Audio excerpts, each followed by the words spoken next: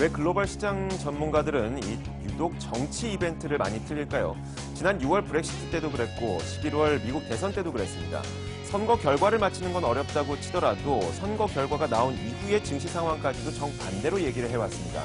왜 그럴까요? 그럴 만한 이유가 있다고 합니다.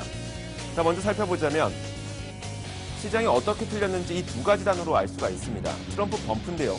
트럼프가 당선된 이후에 은행주들이 튀어오르는, 주가가 튀어오르는 그 현상을 말합니다. 하지만 트럼프가 당선되기 전에는 당선될 경우 금융시장에 혼란이 올 것이라고 예상했었지만 정반대의 현상이 나타나고 있는 것이고요. 브렉시트 바운스, 브렉시트가 현실화될 경우 영국의 경제가 위축되고 집값이 하락하는 등 안 좋아지는 모습이 많이 나타날 것이라고 전망을 했습니다. 하지만 실질적으로 봤을 때 브렉시트가 현실화된 이후에 푸시백 지수는 오히려 사상 최고가를 경신하기도 하고 그런 정반대의 모습을 나타냈습니다. 그렇다 보니까 우리는 이제 궁극적인 질문을 한번 해볼 수밖에 없는 겁니다.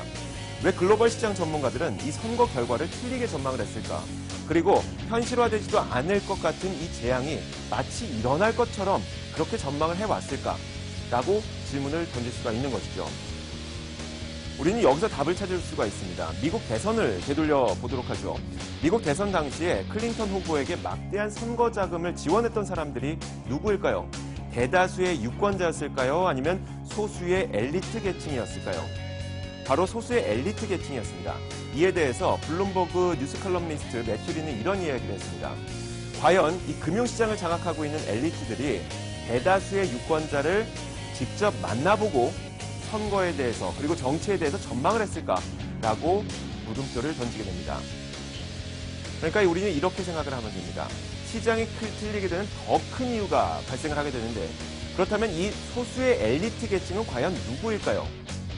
유럽연합이라든지 혹은 UN 그리고 나프타가 구축해놓은 이런 세계적인 현재 경제 시스템에 막대한 돈을 투자해놓은 사람들이 바로 소수 엘리트 계층입니다. 그 사람들은 기존의 시스템이 유지되길 원하는 사람들이죠. 그렇다 보니까 결국 그 사람들이 했던 전망은 사실 전망이라기보다는 목표에 가까웠던 것입니다. 예를 들어서 이런 거죠. 고령화가 진행되면서 노령 인구들의 경제 사정이 점차 갈수록 어려워질 것이라는 이야기 많이 나옵니다. 이와 관련된 연구 보고서도 나오고요. 그런데 이런 연구 보고서 누가 쓸까요? 바로 보험사입니다. 연금보험에 가입시켜야 되기 때문이죠.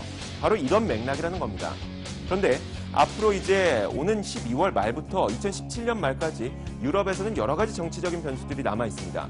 이탈리아에서는 개헌 국민투표가 있고요. 그리고 프랑스의 대선, 독일 총선까지 줄줄이 예정이 되어 있습니다.